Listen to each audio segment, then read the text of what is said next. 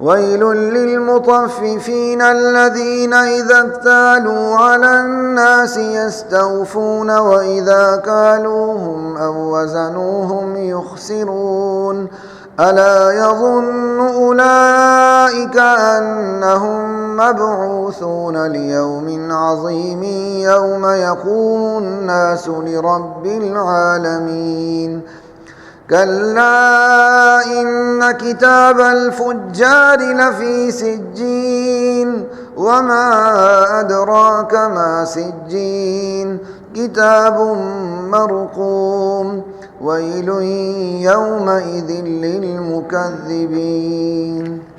الذين يكذبون بيوم الدين وما يكذب به إلا كل معتد أثيم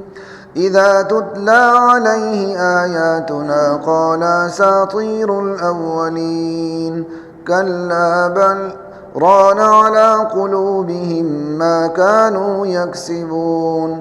كلا إنهم عن ربهم يومئذ لمحجوبون ثم إنهم لصالو الجحيم ثم يقال هذا الذي كنتم به تكذبون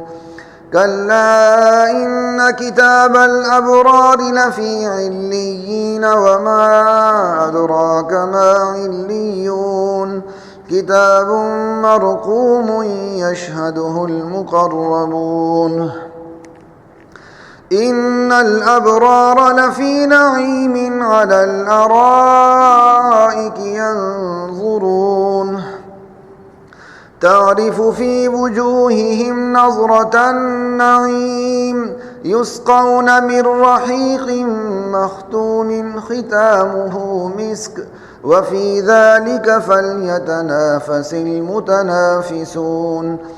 ومزاجه من تسنيم عينا يشرب بها المقربون إن الذين أجرموا كانوا من الذين آمنوا يضحكون وإذا مروا بهم يتغامزون وإذا انقلبوا إلى أهلهم انقلبوا فكهين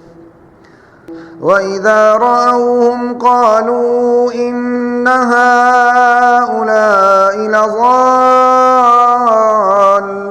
وما أرسلوا عليهم حافظين فاليوم الذين آمنوا من الكفار يضحكون على الأرائك ينظرون هل ثوب الكفار ما كانوا يفعلون الله أكبر.